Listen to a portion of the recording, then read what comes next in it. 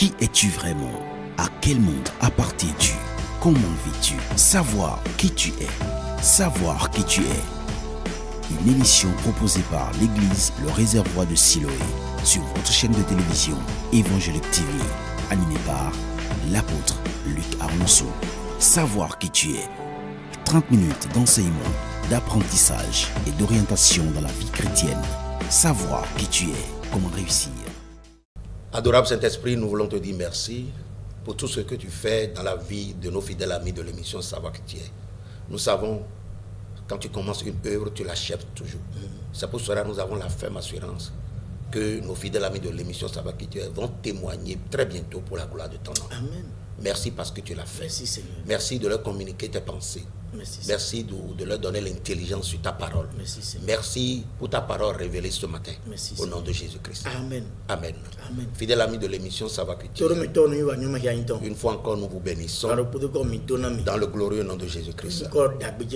Et puisque vous êtes toujours au rendez-vous, que la grâce de Dieu vous localise. Nous vous apporte la paix du Seigneur. Afin que votre marche en Christ soit une marche épanouie.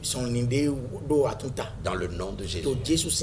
Le mardi dernier, nous avons parlé sur une nouvelle identité que nous avons encore en Christ. Et nous avons dit, si quelqu'un est en Christ, quand bien même la personne est une nouvelle créature, cette personne est aussi un premier-né. Cette personne est un premier-né. Un premier-né qui n'a rien à voir avec sa naissance biologique. C'est-à-dire cette personne peut être le dernier de sa famille, mais sera premier-né le jour où il naît de nouveau. Il entre dans la classe des premiers par sa nouvelle naissance en Christ. Il entre dans l'assemblée des premiers. Une assemblée des premiers dont Jésus-Christ est premier. Jésus-Christ est le premier de ses premiers-nés. Nous avons vu cela dans Hébreux chapitre 12. Et nous avons déjà développé le verset 22 le mardi passé. Ce matin, nous allons développer le verset 23. Hébreux chapitre 12. Le verset 23 dit: de l'assemblée des premiers-nés inscrits dans les cieux, de l'assemblée des premiers-nés inscrits dans les cieux, du juge qui est le Dieu de tous, des esprits des justes parvenus à la perfection, de Jésus qui est le médiateur de la nouvelle alliance, et du sang de l'aspersion qui parle mieux que celui d'Abel. Gloire à Dieu. Alléluia. Le verset 23 nous atteste que nous sommes entrés dans l'assemblée des premiers-nés.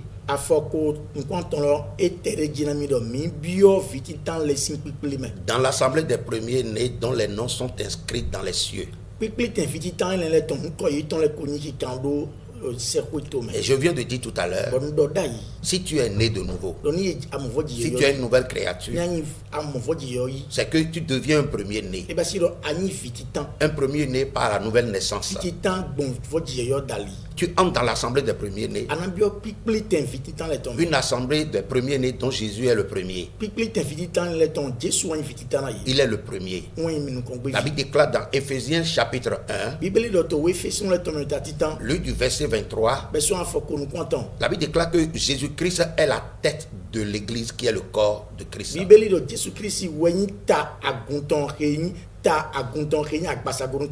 Il est la tête de l'église qui est son corps. Et Christ qui est la tête, Jésus la tête, et l'église qui est son corps, ensemble forment le Christ. Christ est un mystère. Il est une doctrine. Il est aussi une puissance. Il est aussi une autorité, une domination que vous êtes appelés à comprendre.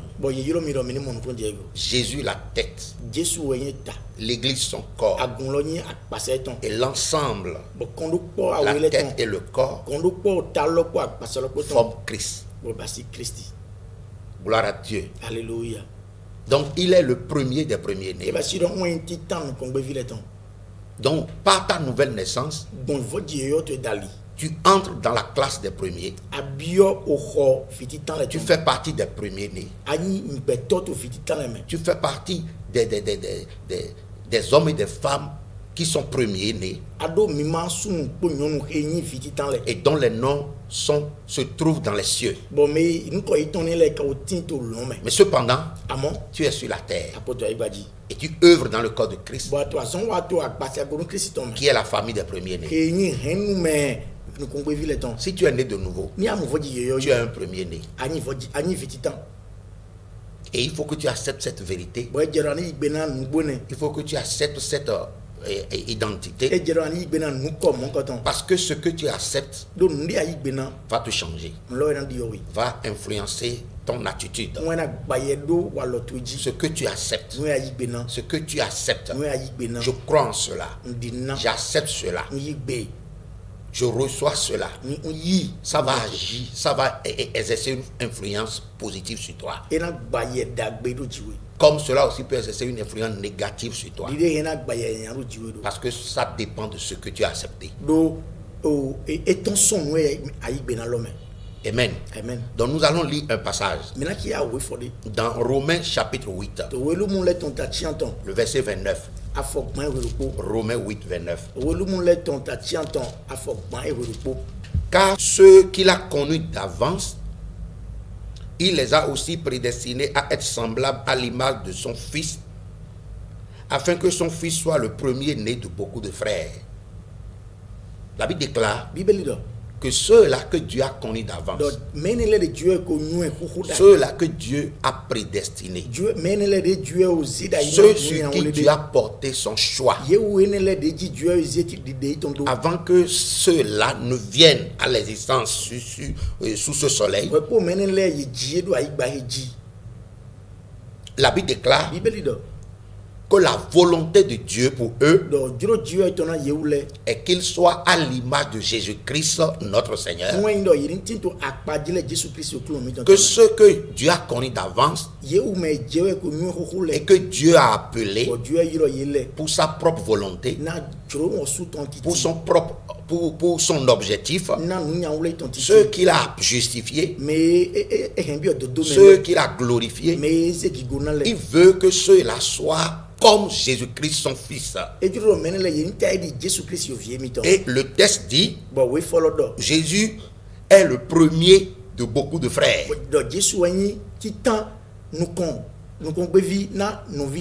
Le premier de beaucoup de frères dit beaucoup de choses. C'est-à-dire, il est le premier de beaucoup de frères. Des frères qui sont aussi des premiers.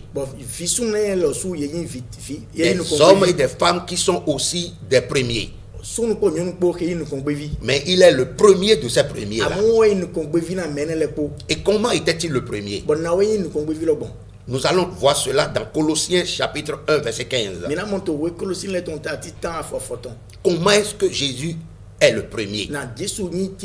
Nous venons de comprendre qu'il est le premier des premiers. Et nous sommes à son image. Et si nous sommes à son image, donc s'il est le premier, je suis aussi premier.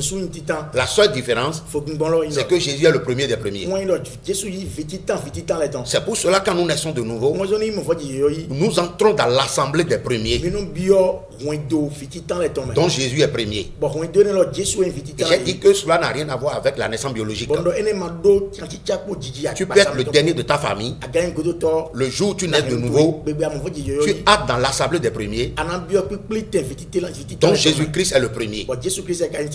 Maintenant, que veut dire Jésus est le premier? Comment est-ce que Jésus est devenu le premier? Voilà. Comment est-ce qu'il est devenu le premier? Dans Colossiens chapitre 1 verset 15. Colossiens chapitre 1 verset 15 déclare: le Fils est l'image du Dieu invisible, le premier-né de toute la création. Jésus-Christ est l'image du Dieu invisible, le premier-né. Romains 8 verset 29 dit que Jésus-Christ est le premier de beaucoup de frères. Et nous voulons voir comment est-ce qu'il est devenu le premier. Et Colossiens chapitre 1 verset 15 nous dit que Jésus-Christ est l'image du Dieu invisible. Premièrement, dans Romains 8, Dieu veut que les frères et sœurs en Christ soient à l'image de Jésus. Et nous avons dit que l'image de Jésus est notre image. Tel qu'il est, tel nous sommes. Maintenant, Colossiens chapitre 1 verset 15 nous dit ici que Jésus est l'image du Dieu invisible. Jésus-Christ ressemble Dieu le Père. Et nous le ressemblons. Ça veut dire que si Jésus ressemble Dieu le Père, et moi je ressemble Jésus par ma nouvelle naissance, ça veut dire que je suis aussi à l'image du Dieu. Je ne suis plus un condamné. Je ne suis plus un pécheur. Je ne suis plus quelqu'un que le péché va encore dominer. Mais je suis participant désormais de la nature divine. Et cette connaissance, cette révélation me permet de dire je sais qui je suis. Et avec assurance, je peux dire je suis Dieu. Même si cela énerve certaines personnes, je le dis avec conviction, je suis Dieu. Dieu fait sa demeure en moi. Il habite en moi. Il demeure en moi. Il règne en moi. Il gouverne au travers de moi. Il voyage au travers de moi. Il parle au travers de moi. Tel qu'il est, tel je suis. Je suis Dieu. Si Jésus est à l'image du Dieu le Père, alors que Dieu est invisible, souvenez-vous, il a dit à Philippe, celui qui m'a vu a vu le Père. Donc si Jésus ressemble le Père, et Dieu dit dans Romains chapitre 8 verset 29 que la volonté de Dieu est que je sois pas ma nouvelle naissance, je sois à l'image de Jésus. Donc je ressemble Dieu le Père. Je ressemble au Saint-Esprit. Comment est le Saint-Esprit? Le Saint-Esprit est comme moi. Il est le Père qui agit au travers de moi. Il est le Père qui accomplit les œuvres que je fais. Je ne fais rien de moi. Mais je ne fais que faire ce que je vois le Père qui est en moi faire. Le Saint-Esprit est mon Père. Et il est le Père de Jésus-Christ, mon Seigneur. Il est né de lui.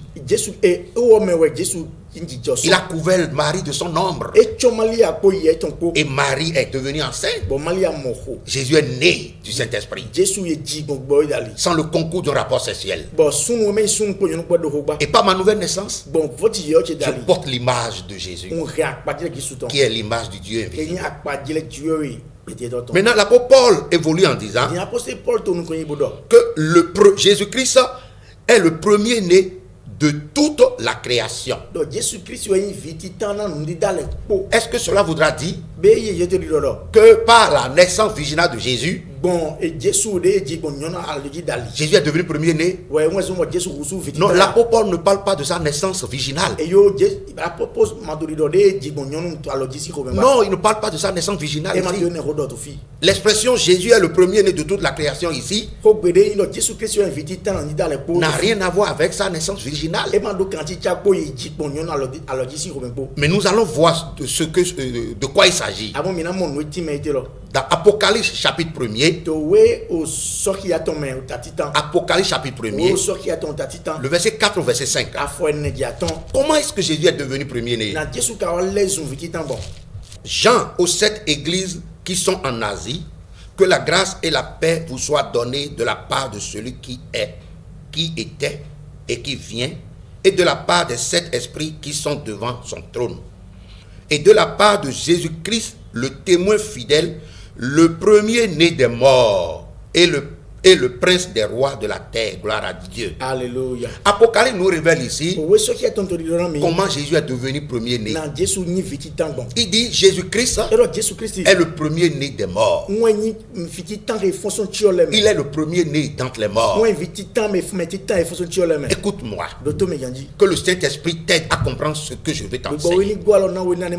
Dans l'Ancien Testament, les gens ont connu la résurrection. Les gens ont connu la résurrection.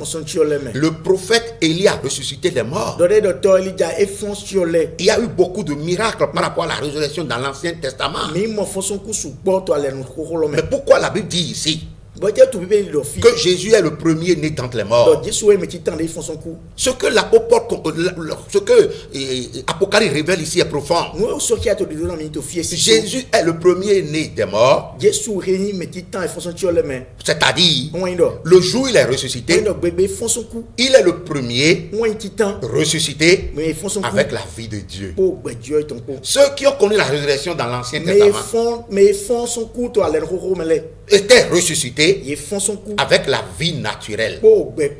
Ils sont ressuscités avec la vie naturelle, la vie générale, la vie qui est sujette au péché, la vie qui est envoûtable, la vie qu'on peut empoisonner, la vie qu'on peut maudire, la vie qui peut être victime des démons, la vie qui peut être assujettie par la maladie. Ceux qui ont connu la résurrection dans l'Ancien Testament sont ressuscités avec la vie naturelle. Mais Jésus était le premier ressuscité avec le Zoé de Dieu, avec le Tchékina de Dieu, avec la gloire de Dieu. Il était ressuscité d'entre les morts avec la vie surnaturelle, avec la vie impérissable, avec la vie qui domine sur le péché, avec la vie qui supplante la mort. La Bible déclare, lorsqu'on l'a crucifié sur la croix, les soldats voulaient vérifier s'il était vraiment mort. Ils ont percé son côté. L'eau et le sang étaient sortis. Et son corps a été vidé complètement du sang. Puis la Bible déclare que son cœur a été brisé. Donc on l'a enterré avec un cœur brisé. On a enterré son corps sans aucun goutte de sang. Mais au troisième jour, il est ressuscité avec la vie de Dieu. Une vie qui ne s'anime pas par le sang humain. Une vie qui n'a pas besoin du sang humain pour animer le corps d'un être humain. Mais la vie que le Saint-Esprit anime. La vie animée par le Saint-Esprit. C'est pour cela Paul a dit dans Romains 8, le verset 11, il dit si l'esprit de celui qui a ressuscité Jésus d'entre les morts habite en vous, cet esprit qui a ressuscité Jésus va animer votre corps faible, votre corps malade, votre corps qui vieillit, votre corps qui est fatigué. Le Saint-Esprit qui donne la vie de Dieu animera votre corps. Il te donnera de l'énergie. Ça veut dire un premier-né, c'est quelqu'un qui ne vit pas par le système sanguin, mais vit par la parole de Dieu. La parole de Dieu coule dans ses veines. La parole de Dieu est son vitamine. La parole de Dieu est son énergie. La parole de Dieu lui donne de la capacité. Le Saint-Esprit est sa compétence. 2 Corinthiens chapitre 3, le verset 5 dit que notre capacité vient du Saint-Esprit. Le Saint-Esprit est notre compétence. Il est notre énergie. C'est lui qui anime notre corps. Frère, tu es premier-né si tu es en Christ. Un premier-né qui ne vit pas selon le sang, mais qui vit par la parole de Dieu, qui vit par le Saint-Esprit. Le Saint-Esprit anime ton corps. Jésus est ressuscité avec la vie de Dieu. Et tous ceux qui le reçoivent comme son Seigneur, comme son Sauveur, le Saint-Esprit fait son entrée en eux par la grâce de Jésus et ils deviennent participants de la nature divine. C'est-à-dire la vie de Dieu entre en eux. La vie de Dieu que produit la parole et coule dans leurs veines, coule dans leur corps. Et il ne peut plus, et la maladie ne peut plus les rendre esclaves. C'est pour cela David a dit 1000 tombent à ma droite, 10 000 à ma gauche. La maladie ne peut pas me contaminer. Sida ne peut pas me contaminer. Cancer ne peut pas m'atteindre. Hépatite B ne peut pas m'atteindre. Parce que le plus grand vit en moi. La vie impérissable coule dans mes veines. Je refuse d'être malade. Je refuse d'être esclave de la maladie. Je suis un premier-né. Je suis de la cité du Dieu vivant. Je suis de l'assemblée des premiers-nés. Donc Jésus-Christ est premier. Si tu as donné ta vie à Jésus, si tu es né de nouveau, tu es un premier-né, tu es entré dans la cité de Dieu. Dans cette cité se trouvent les premiers-nés. Des hommes et des femmes qui ont la vie de Dieu et qui dominent sur la maladie. Une vie qui supplante la maladie. Et ils ont à la tête, ils ont en tête Jésus-Christ qui est leur premier. C'est ce que l'apôtre Paul disait dans Romains 8 verset 29, où il nous enseignait que la volonté de Dieu est que nous soyons tous à l'image de Jésus. Jésus qui sera le premier de beaucoup de frères, le premier-né des premiers. Tu es un premier. Crois en cela. Le mardi prochain, frère, nous allons parler sur comment vivre les bienfaits de cette nouvelle identité. Car une chose est d'être premier, autre chose est de bénéficier des privilèges de cette nouvelle identité. Ne porte pas seulement cette identité comme un chapeau, mais marche dans la gloire de cette identité. Et pour que tu sois en mesure de marcher dans la gloire de cette identité, tu as besoin de la connaissance, la parole révélée. Et je sais que cette parole te touche. Le Saint-Esprit ôte les écailles de tes yeux maintenant. Tu es en train de comprendre la pensée de Dieu pour toi. Oh, ta situation ne plaît pas à Dieu. Là où tu es assis ne plaît pas à Dieu. Ton état ne plaît pas à Dieu. Ça fait longtemps que tu n'as plus jamais mis pied à l'église. Parce que tu es fatigué de faire les routines, de faire les va-et-vient et de vivre la même chose. Le Saint-Esprit n'est pas un Dieu de même chose. Il est le Dieu de beaucoup de couleurs. Il est le Dieu de diversité. Il est le Dieu qui change de couleur. Viens, tu verras la gloire de Dieu. Prends le rendez-vous tous les mardis et tu verras la gloire. Et la gloire va te localiser et tu deviendras la gloire. Et ta vie sera un témoignage.